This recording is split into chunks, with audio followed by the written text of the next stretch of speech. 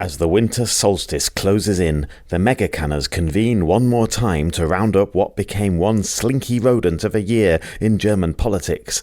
Alice and Elon got a room, Boke. Merz broke a taboo. The CDU failed to commemorate the one member of its party who had a spine. Baerbock and Habeck swept off over the horizon, and Meghan got to keep her passport. Thanks to all who listened this year, and a special thanks to all our wonderful Patreon patrons. Do join if you enjoy the show. Merry Christmas, one and all. In Berlin's heart, where news is unveiled, Meghan and Conrad with German tales. The German news, it's tough to bear, but with mega cans, they're ready to repair. Conrad, daily news at hand. Meghan feels just there, time to crack those cans. With each sip she takes, the mega's her shield, but will it last the news? 'Cause that was the deal.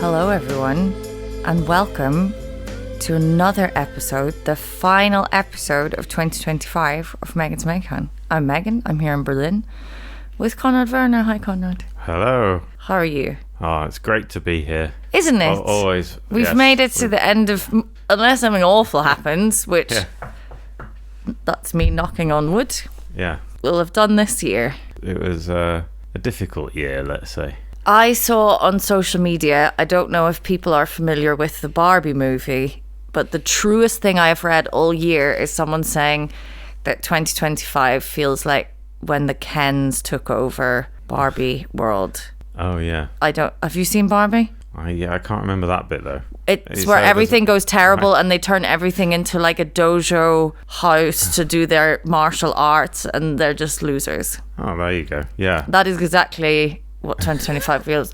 And we don't even have any booze. We're giving ourselves a little break. But I did find in your spatey, I thought we could still have a can. Yeah, good. It's just 100% orange juice in a can. Wow. I know. It's either going to be very weird or very nice. I mean, what's like, It's enriched with vitamin C. Let me give it to you. Okay, so it's not 100% then. It's 100%, like more like 98.5% orange juice plus vitamins. Conrad, they say here under Nod on, your health, our mission. Yeah, I mean, I'm sure. It's imported from somewhere. We don't know where. Because they put a sticker over the can. Yeah. Oh, it says made in Vietnam. What? I mean, I'm not going to argue with the Vietnamese bringing us lovely cans. Okay, so this mysterious company, Navon, Yeah. have made 100% orange juice in a can and sent it to us here, to our spirity. Cheers. Cheers. Merry Christmas. Merry Christmas. Oh, it's flat. It is. I don't know how I feel about it. It is just kind of like juice. It's like a bit concentrated juice. It's a bit, yeah. I feel like I'm on an aeroplane. That's what I was going to say. Yay! I was exactly going to say that. It's exactly like the aeroplane orange juice that you get. Well, you're welcome. Thank you. Congratulations. I thought it would be nice to have a little can of juice, and I couldn't make a decision on other things. And the beer bottles were all too big, because if I drink half a litre of beer, like non-alcoholic beer, I need to go to the bathroom too much. And we've got a lot of things to get through. Yeah, because we've got a whole year to get through. Oh, God, we do. So we're going to do like a, how it started and then how it's going kind of thing. And, of course, this is the year that kicked off with one of the worst things I've ever listened to. So it only got better, really, from this, the whole year. I mean, I wish I could say that. Okay. It started with this bizarre encounter, Zoom call of nightmares between Alice Weidel and Elon Musk. Yeah, on his social media platform. It was called like an X post or something, or an X party. Was it a party? If I had to go to, if that's what a party is, I want off. Yeah. I'm done. But and it was, if you remember, it was in the election campaign of the AFD. So, and the AFD illegally, I think. Yeah.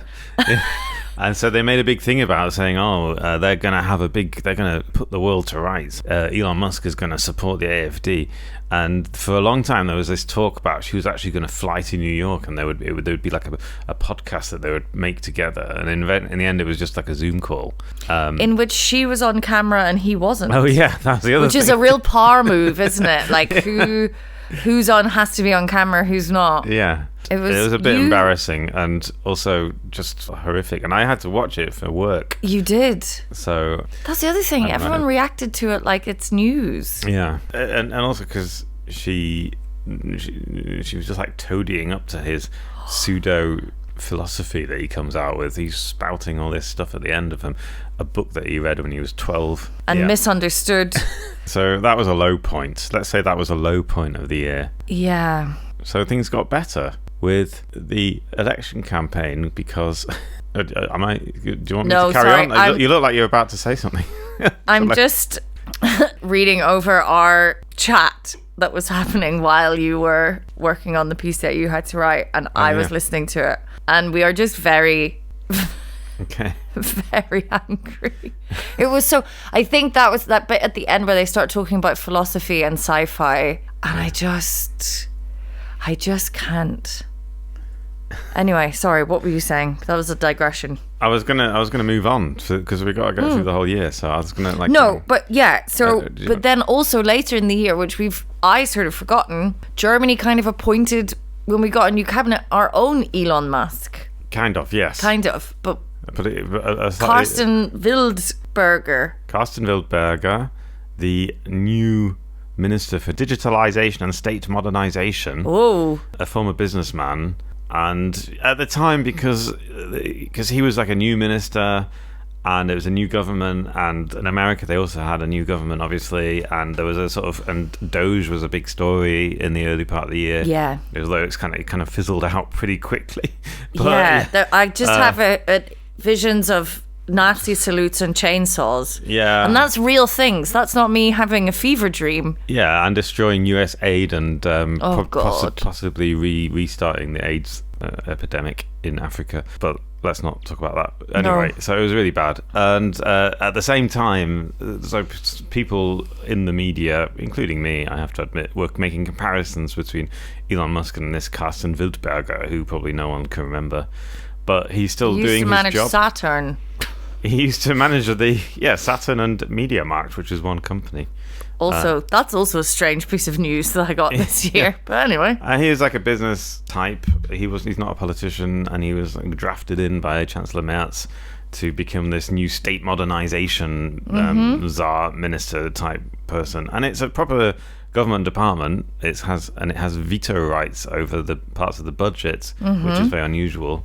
Okay. Because the whole point of it is to streamline the government and the fat and make it more digital. Make it like everyone says that Germany's very inefficient and crap when it comes to digitalization. So that's the point of this ministry. So let's see what Carsten comes up with. But we haven't really heard. No, we don't really hear much I've about heard him. very little positive or negative. Yeah. I mean, he's probably got rid of all the fax machines or something. I think we would have heard about it if that had happened. When the last fax machine leaves Germany, we're going to have to go up to the Nordsee and put it on a raft and send it out of flames, and we'll all salute. Yeah, like a Viking funeral. Exactly. Yeah. It's insane. Anyway, but good. Yeah, I mean, Doge didn't. Well, it came in, did an awful lot of damage, and then kind of. Yeah. I don't know. Thank God we don't have to cover American politics. Jesus Christ. Okay. Yeah. So then we had, even before the election, so we're still at the beginning of the year, we had the Tabubruch, the breaking of the taboo. The taboo, Right. The big taboo in Germany is obviously don't do things with the Nazis. Mm-hmm. And the AFD are our modern version of that. Trying to be careful in case anyone in any form of authority ever listens to this. We'll have to be long gone by then. And Friedrich Merz, whilst still in opposition, let me see if I can remember this and then you can tell me what I got wrong. Okay. Wanted to push through that racist, horrible law about let's make it horrible for everyone. This is the end of January. Oh, yes. in the midst of the election campaign, the election was the end of February, so 4 weeks later, it was already becoming clear that Friedrich Merz was probably going to become the chancellor because the SPD under Scholz was so far were losing so badly, and he decided to use the majority that he had to sort of try and gain momentum by bringing in a new set of laws to crack down on immigration and asylum seekers. Much like every fucking government has been doing it seems, at the moment. It's really trending. Right. Regardless of where you're supposed to be on the political side of things. Yeah, and obviously the controversial thing about this was that he used the AFD voted for it, and it's the first time that the CDU has voted together with the AFD on any proposal, and we'd always heard from the CDU, and including from Merz, that they would never, form a coalition with the AFD. And at the time, because it was before the election, people were very scared that this was it. Now they were going to form a coalition with the AFD, which they didn't do in the end. It's for now, but it was considered a Tabubruch, a historic thing, and it was celebrated by the AFD. I mean, they really were like, they loved it, didn't they? Popping champagne in the Bundestag and everything, which was like obviously quite horrific. Watch this space, I still think. So it was kind of, because he wasn't in government. It was like a non-binding motion calling for a radical overhaul and tightening of immigration rules. But very sort of significant and symbolic. Yeah, and it was part of the election campaign. So, and then after the election, they did do quite a lot of the things. They put permanent border controls on the German borders, on Poland and Holland and that. Yeah, so that was not also like a low point. We've got 2 low points so far. Everyone is still very worried about the CDU possibly, for good reason, swinging so far to the right that it's just like, we might as well do a coalition with the AFD, because then we're really cooked. Then it is, it's just we know what's going to happen. We've seen this before. It's only been 10 years since 2015, where a lot of people trace this kind of back to them, where Angela Merkel opened the doors effectively for people fleeing war and horror to come to Germany, which is really fucking big and rich. Like the monster that she was. Actually, for once, putting the Christian in the CDU, as I see it. And it was the most controversial thing she did. I mean, it was the one thing that she got the most criticism for was showing a tiny bit of humanity once she didn't even open the borders. People always say she opened the borders to the Syrian. What she did was not close the borders because they were in Austria and they were coming. The border was open anyway. And it ties in with this story that happened this week. Yeah. How's it going now? There's a political artist collective called the Centre for Political Beauty put a memorial for a man called Walter Lübcke outside the CDU party headquarters in Berlin, the Konrad Adenauer House. Do you know where that is? I do not. It's in Tiergarten. It's like there's a lot of different things in Tiergarten. I always get a bit lost. Yeah, it's not in the actual because the president's house is in there, isn't it? Yeah, it's not. It's in the Stadtteil Tiergarten. Okay. It's not in the park. Well, I didn't even know there is a Stadtteil. I'm just thinking of the park. Oh right, yeah, no, it's next to the park. Right? Well, I assumed we're getting off the topic. Wow, I should have caveated at the beginning. I don't know if every year it surprises me what school is like in December. Like, it's just insane, and we just made it through. So I'm so sorry for talking absolute shite. No, it was fine. Anyway, Walter Lübcke. Yeah. CDU headquarters, they've put out like a memorial to him. Yes. Now, presumably they are trying to make a point. Shall we say who he is? Yes. Okay. So he was a local CDU politician, leader in the state of Hesse, a local governor, and he was murdered in 2019 by a far-right extremist called Stefan E., who was subsequently jailed. And the reason why he was murdered was because in 2015, when during the height of the what was called the refugee crisis, he made a speech where a lot of local leaders had to do these town hall speeches, and where they basically, they explained why we have to house a certain number of refugees in this local area, and and it became like a huge thing across Germany. A lot of local leaders basically had to explain Merkel's policy to their local constituents. His murderer, who killed him 4 years later, was also in the audience. He's Stefan E.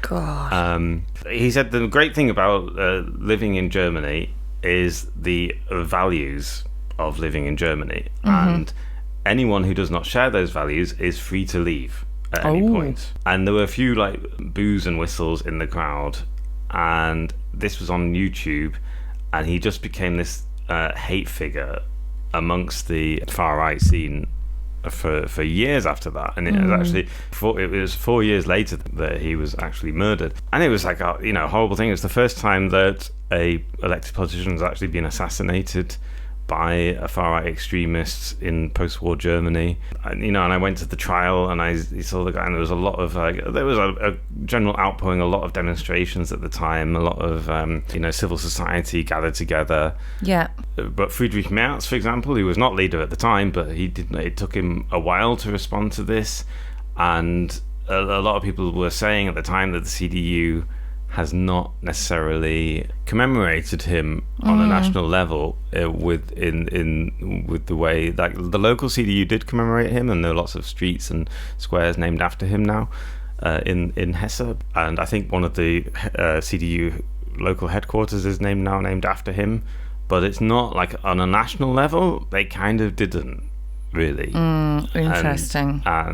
But when this activist group, they put up this memorial to him, and they went through all the proper channels. They went to the local district. They got approval for this. They built it, and if you go there, I went and had a look at it. It's a bronze statue, proper life-size bronze statue of him, and next to it is an information board where you can hear his life story and why they put the memorial there. And it also explains about this principle of the firewall against the far right. And also, I should mention that Stefan E., the guy who murdered him, also donated to the AFD. He was an AFD supporter and helped them in local election campaigns. We all need, like they're all the. They are the neo-Nazi. Like I don't. Yeah, he's not just some random neo-Nazi. He's an AFD supporter. Yeah, and so they put this up. Especially, they have permission to leave it there for 2 years from the local council. Nice. And it became like a massive thing in the last couple of weeks because the CDU were like really outraged by it. Kai Wegner, the CDU mayor, he said that those who, he called it utterly, Friedrich Merz called it utterly tasteless, and Kai Wegner said those who so shamelessly exploit the memory of Walter Lübcke for their own political agenda demonstrate one thing above all else: disrespect and indifference toward a man who stood up for our democracy and paid for it with his life. Oh, fuck right off. What a slippery, slimy, nasty... Oh, God. No. Like, I'm sorry. Obviously, we don't know, like, about the person, but the idea that you will not politically use a political assassination to draw political lessons or make political points is fucking insane. That's not what politicization of... Like, someone made a point and was hounded and then murdered for trying to stand up for democratic values. Your party's being shaky on it. And a point like this is not what we mean by the dangers of politicizing, people and losing humanity. No, it's God, I fucking... Oh, it's so weird though, because like, is it that the CDU has changed and like lost its soul? Is it that some acts like this, like what Lübcke said, and well, that's what these Merkel... activists are saying. These activists are saying that this is like people like Walter Lübcke are missing from the CDU now. They've lost that that moral compass. They've lost that moral. They've And you can say the same about like the Tories, definitely about the Republican Party. Sweet Jesus. Yeah. And then the problem seems to be that that's just weakening the firewall. There's no... Well, yeah. And yeah, that's what, and there's a YouTube video that the Centre for Political Beauty put out where they make draw specific parallels between this and what happened in the 1930s, which was, the Conservative parties at the time also helped the Hitler into power, and they make this very explicit point in the video. And there's someone formerly from the CDU actually made a speech. This is Michel Friedman. He's a writer, and he used to be a CDU leader in the 1990s. He left the CDU earlier this year and gave a speech at when they opened this memorial as well. And he said, do you want to know what I do, yeah. So he said, answering the accusations, the criticisms that they were exploiting the memory of Walter Lübcke, he said, "I wonder what this exploitation is supposed to consist of. It's not exploitation to commemorate such a man. It's an expression of respect, of honor, and of gratitude." And that was basically his It's point. a really smart, protest. I think these people do, a lot of cool stuff. I don't know, they're similar to, I don't know if they're actually connected, with the Led by Donkeys in the UK, who also do very, you're just it's similar to that kind of thing. That's clever. Because, Yeah. But the problem is, Kai Wegner and Friedrich Merz, their responses being so tone deaf, misunderstanding, just, that's so indicative of the problem. That's almost the problem, is that you can't shame the people that are in that building anymore, it seems. Yeah. And then I do kind of wonder, not to detract from it, but who is the audience? Who's supposed to be thinking this? I don't. Yeah. And I wrote an article about this whole story, and I did write to the CDU headquarters to see if they wanted to give an official response to this, and I didn't get a response. But I did get a response from the Centre for Political Beauty, and they basically said, we were kind of hoping, instead of all this criticism, we were kind of hoping that someone from the CDU would come outside and maybe put some flowers down, because it's festooned with flowers. And at the opening, there were over a couple of hundred people there, and a lot of the anti-fascist NGOs have really embraced it, and the civil society organisations have put down flowers to commemorate this man. This sort of And the other thing about Walter Lübcke is he was that kind of he was kind of an old guy. He's in his 60s. And he just looks like the most conservative of conservative Germans you could imagine, And all he did was say, he went out to give a relatively difficult middle manager meeting, Yeah. Speech, and managed to do, and he said, this is an okay job. Yeah, and he said, this is what being German is about, He said, this is the basic thing. This is what it says in our constitution. That's all he said. People just don't want to have the fucking rule book read to them when they are the ones who think they're in charge of the rule book, because they're the white conservative men. And someone goes, no, actually, we all fucking decided in 1948 that we were going to have a proper constitution. And that is the thing. If you don't uphold those values, you can fuck off. You're literally going against what the country is. Yeah. And you can't just make it up and pretend. I mean, of course, there are the Reichsbürgers who are literally making it up and pretending that didn't all happen, but I don't know. It's oh god, right, what, we're only in February, January, we have to keep going. Oh yeah, well, February of course was the election, yes, which Friedrich Merz won. He did. And the most significant thing that really happened in that election, I think, is the fact that the BSW didn't get in, because that changed the whole makeup of the parliament. It meant that instead of having 4 parties, we would have had instead of having 5 parties, we would have had 4 parties, and then the CDU and the SPD wouldn't have been able to form a coalition together. Yeah, that's true. And bye Sarah Wagenknecht. And from what I understand, she's gone from the party. The party formerly known as the Sarah Wagenknecht Bündnis. Was it Bündnis Sarah Wagenknecht? Yeah, they've changed the name. And have they? Well, yeah, they can't call it. So she's still part of the party, but she stepped down as leader. Oh yes, sorry, that's it. And they've changed the name. Would you like to know what you have to guess what how did they keep BSW, Bundeswehr Wagenknecht, but change its name so it would still fit with BSW? Is it still Bündnis? Yes, it's still Bündnis. Is Solidarität too socialist? Would they have done that? Is it Special Weasels? That would have been the special Weasels. Yeah. That would have been really good if they'd have been called that. But no, they are called... Oh Christ! It's it can't called- be. I hope AI is wrong here. It's Bündnis Soziale Gerechtigkeit und Wirtschaftliche Vernunft. So the Alliance for Social Justice and Economic Reason.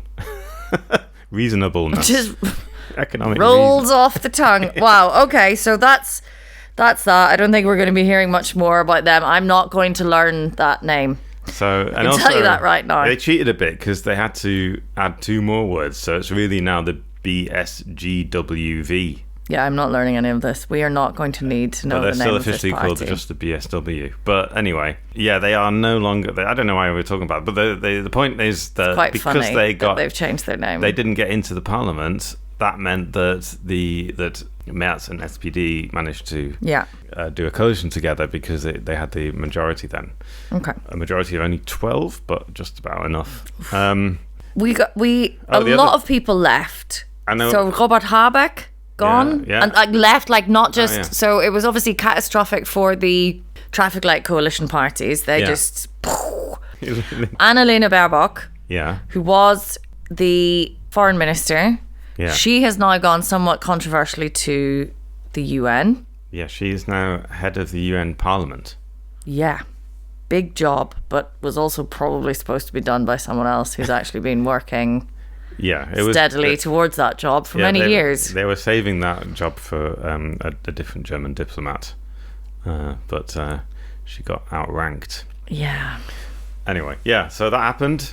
Robert Habeck, Yeah, everyone's favourite ruffled, kind of reluctant star. That's really the vibe he's giving off, kind of, but he really definitely wants this. yeah, he's a bit Colin Firth or something. He's very Colin Firth. He went off to do like a guest lecturer position somewhere, which we did discuss on the podcast, and we got some feedback about it being like you're being a bit unfair to him, but also Yeah, he resigned from politics. Not sure that- he's gone into academia, which was what he was Yeah. doing before.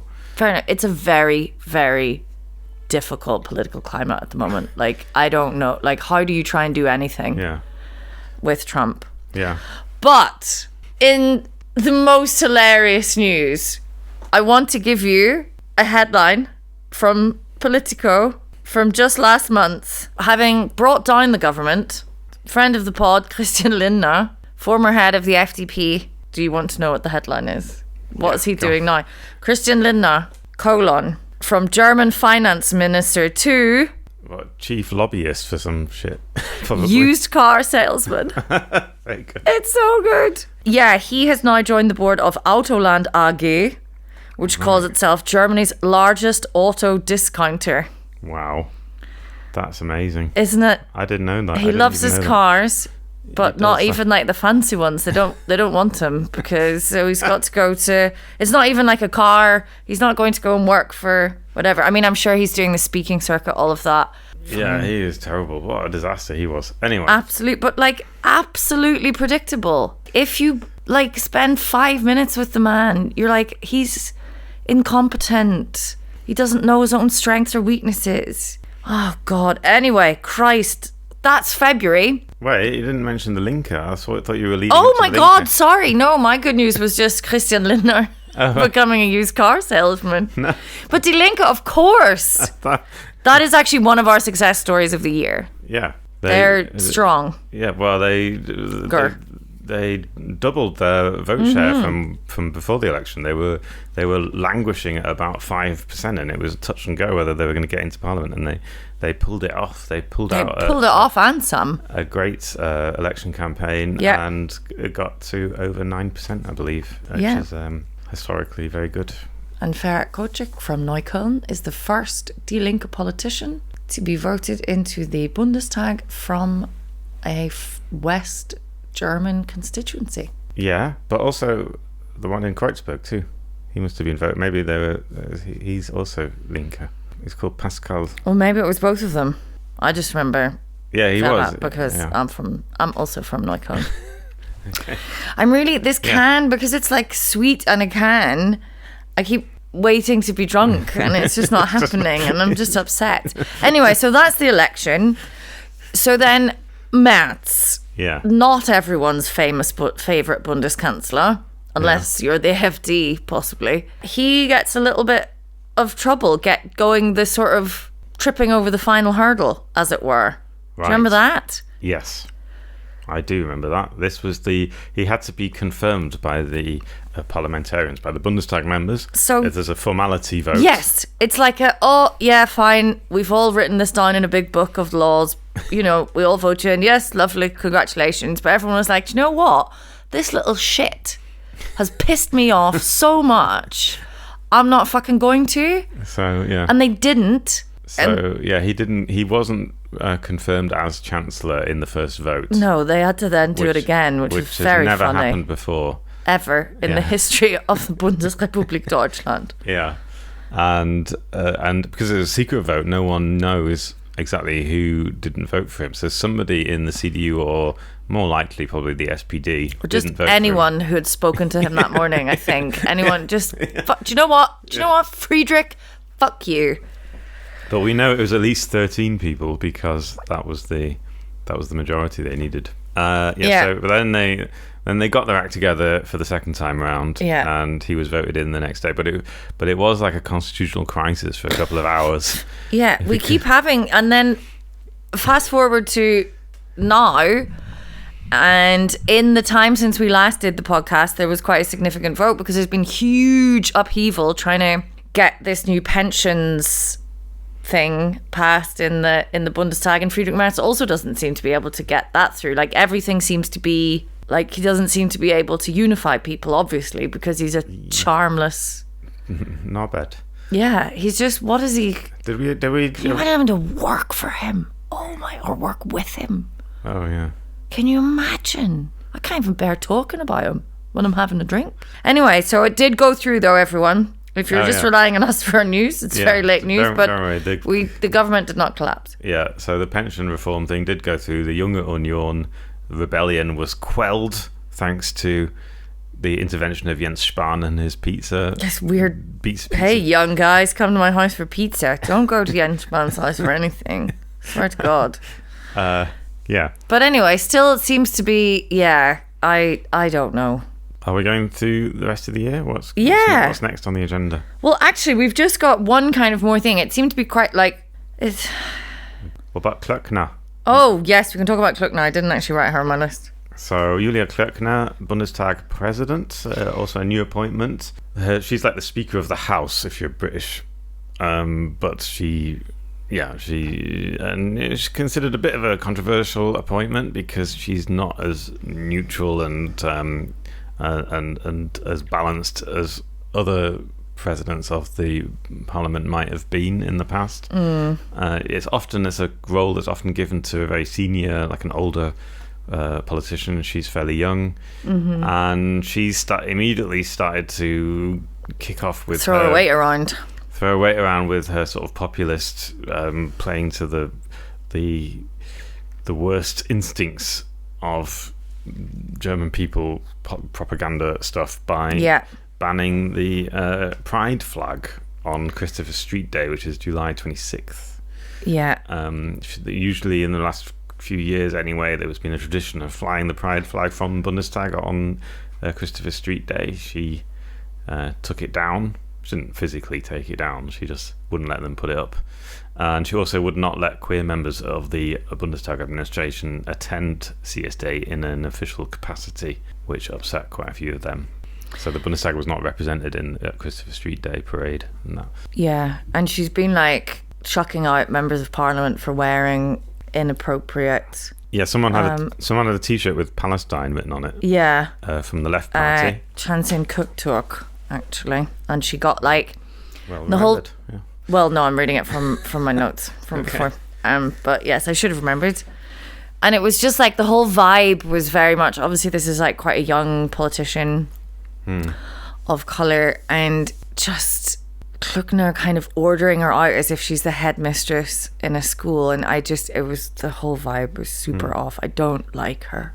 She also chucked someone out for wearing a beret. Do you remember that? No. There's another left party politician was wearing a beret, and she thought it was just too silly for the parliament, so she sent him out. She made him take his beret off. Yeah, and then I think then some politicians, it might have been the Greens, they all then came in and like they weren't wearing clothes that you could have an issue with. Yeah. But they were all in one colour and they sat together in like a rainbow. Yeah, they made a rainbow. It was beautiful. That was good. Yeah, there's a protest. There we go. So yeah, Clucklin is still around. We don't know what she's up to. Probably like doing something with the AFD. No, just kidding. Christmas drinks. Yeah, no. Yeah.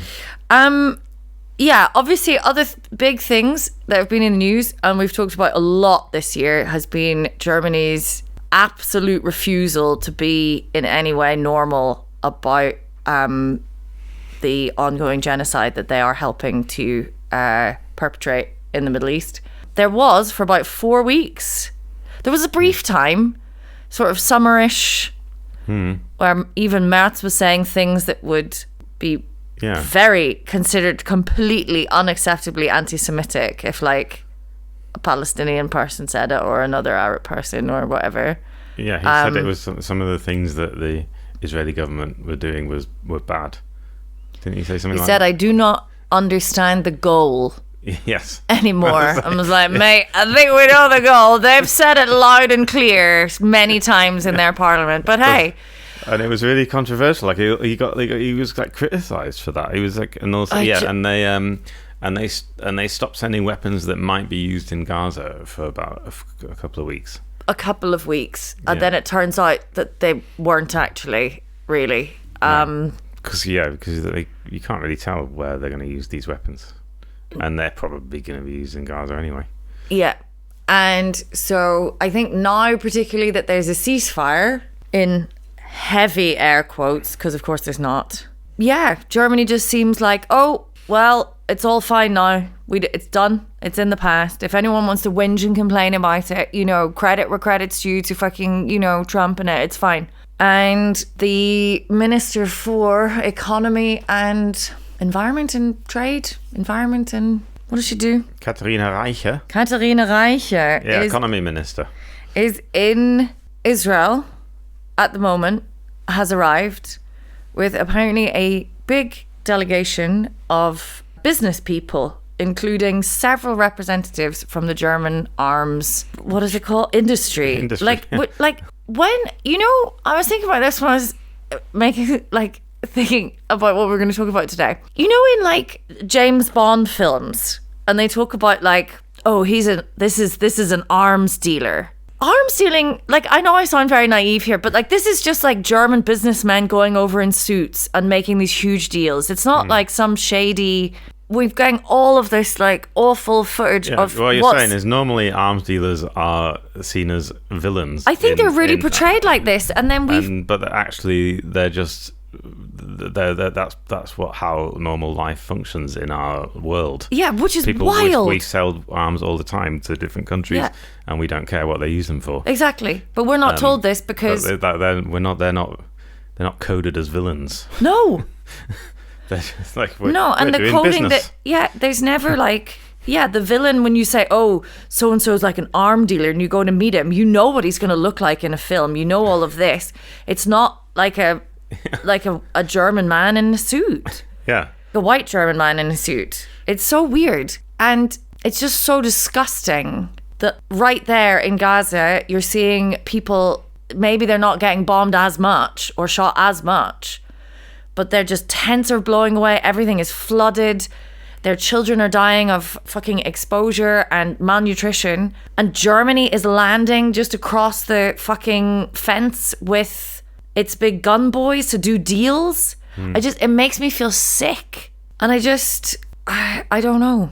What I will say now is I'm hearing a lot of talk from not a lot, but we both read that article actually in the London Review of Books, which is basically just foreign journalism talking about how awful the policing of Palestinian solidarity protests has been here. So I guess that's something, but like nothing in Germany, nothing. Well, yeah, Germany has now been warned by the UN about policing of protests. I mean, if the UN's warning you about stuff, that's not a good sign, is it? I mean, it just seems to suggest you might not be on the right side of the moral debate. But Germany just cannot seem to. They're just constantly on the wrong side of history. And it's the just, Council of Europe too, actually.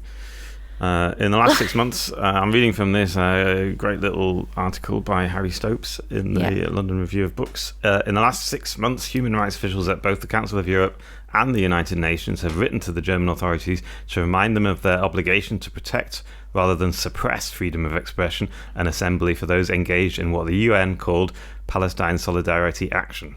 Yeah. No circumstances can justify unnecessary and excessive police violence or unjust criminalisation for exercising fundamental freedoms, the UN experts wrote. Yeah, it's like, but again, I think it then comes down to this thing like Germany somehow still thinks it knows best here. Like the ICJ, the UN, lots of other, like when your allies with support for Israel are not like the nice one, not the nice kids to play with, like, and like the cool ones in Europe are being like, yeah, they should stop doing what they're doing. I don't know, like and then I think it's also just like this blind spot, like they just won't. I cannot talk about this anymore. I'm sorry. I'm done. I'm done for 2025. I hope that it stops raining in Gaza and that people. Yeah, that's my Christmas wish. No more rain, because it's fucking. Oh. Any other? What was your good news story of the year? I forgot it. Yeah, it's What did I say? Bomb and Chide, which I reminded you of. Remember? Oh, the Baumenscheid. Yeah, tell us that. That's a nice story. This is a Berlin story. So the Baumenscheid is a movement, and it literally means tree decision, I suppose. Yes, they're very literal people, the tree German. resolution. And it was passed by the local Berlin parliament, I'm surprised to say, because, you know, the local Berlin government is fairly conservative at the moment. But well, maybe they're doing it like they like the landscape, which is fine. So they had a lot of meetings, and they brought in this new it's basically a climate adaptation law that they brought in, which includes the fact that about 1 million trees will be planted in the city in the next few years to help the city cope with climate change. And it was quite a good initiative. Yes, it was really smart how they did it, wasn't it? Yeah, they collected enough signatures to start the process for a referendum, a climate referendum on this. And I think, am I right in saying it was going to be a legally binding referendum? Like all the other legally binding referendums that get ignored. But yeah. Oh, okay. Yeah. But instead of going on that whole campaign, they had a series of negotiations with the local government and got this bill passed. So they did it without the need for a referendum, and I think it's a great thing that the way that climate policy can actually come from local government and local initiative as well, and also from from the people, because that's how you can get things done if you organise properly. So that's nice. Yes, and thank God we're saved a referendum where we would seriously have to try, like maybe people would be arguing why we don't need trees. Like I can't. I don't think I could have coped. Yeah. It's not just trees, but it's like everything else. I won't bore you with all the details, but it's good. Go to baumenscheid.de. Oh, maybe and it's all in English as well if you want to read it. That's cool. So there's that. You had a good news one, didn't you? I did. I think from a very selfish point of view, the fact that I was quite worried when the government changed that they were going to take away the right to dual citizenship, and they haven't. No. Which is, I mean, on the one hand bad because I haven't put in my documents at all. Once I was like, oh, they're not taking it away. But I think that is, like, I think if that had been taken away, it would have been disaster. Like, I think, you know, and I still do have hope that more people can get, like, citizenship and get the vote and start, particularly in, like, local government and stuff. Like, Berlin, there's no reason why we should be having, like, if we can enfranchise that, like, 1 in 4 or 1 in 5 people that would be allowed now to get a German passport. Like, we can have all the tree decisions we want. That would be nice. Yeah. And Kai No, Wagner I mean- can like, bye Kai. And the dual nationality thing, that has been a political battle in Germany Yeah. for decades. Yeah. You know, like the It's CDU, a big thing. The CDU was always against it. And even like under Merkel and everything, they said they'll never bring in dual citizenship. It'll only be bad. And then Olaf Scholz, to his credit, and his government, they brought it in Yeah. in the last couple of years. And of course, it became a bit of a triumph for the SPD-led government. And then, of course, Merz wanted to renegotiate it all, and that was one of the things they left untouched in the new citizenship laws. They did make some changes, but I mean, They yeah, took away but the fast track. they took away the fast track, which would have been, instead of 8 years, you only have to be in Germany for 5 years. Yeah. And you have to be really well integrated. They took that option out, but the rest of it stayed, including the right to dual citizenship. So that's quite good, especially, for me. especially for Megan. Yeah, I want to be able to vote. I really need to stop saying that and do it. Yeah. And it's just normal. I mean, most countries allow dual citizenship. It's normal. Not the UK anymore. Well, they do, but now they've taken away your right to naturalise until you have to, I don't know what you have to do. Yeah. Become head of the Home Office and internalise all the racism and just become awful. Then they'll give you a passport. Also, we're still here, Conrad. That's good news. We're still doing this. Yeah. Did we start this in 2017? Someone asked me last night at a party and I was like, what? 2018. That's a long time. Yeah. I remember it very well. It was in the summer. July. We met outside to record the first one, or one of the first ones. Yeah, really. Don't go back and listen. They're unlistenable too in terms of the recording. Yeah. But Okay. yeah. Well, Anyway, it's always a pleasure. Yeah. We've done another year.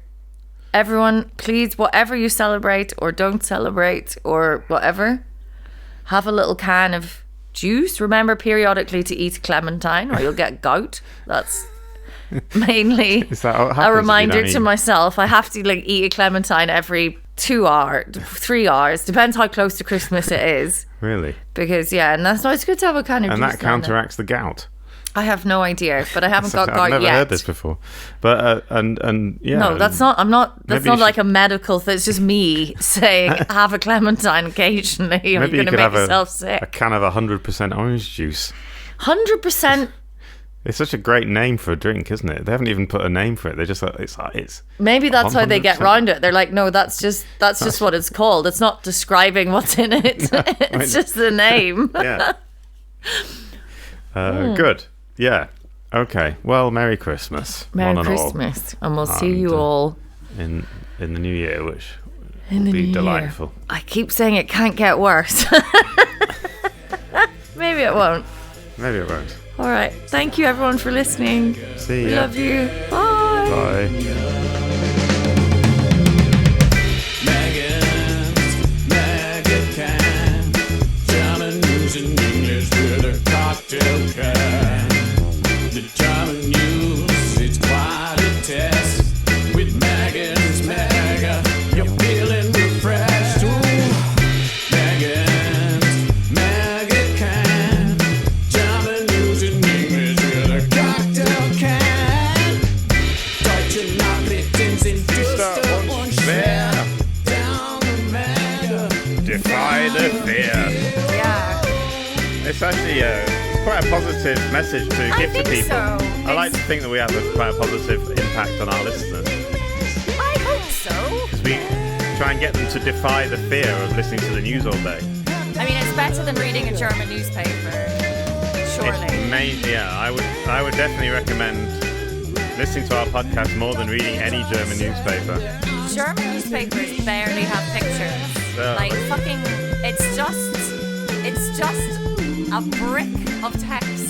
Oh yeah, It's and they seem to awful. make a virtue of it. They think it's like so great to have no Oh, not like you Americans pictures. with your fucking colour pictures. decadent pictures in I your know. newspapers. Yeah, What's like- that? A crossword puzzle? Oh, no You have wonder to- you had Trump. Jesus Christ, everyone! Like, there's a middle ground. You have to concentrate on the news. It's very important, and you have to keep this there. Just have a mega. Have a mega. Give us a picture every now and then. Just a and- wee picture, maybe of, Yeah. a diagram.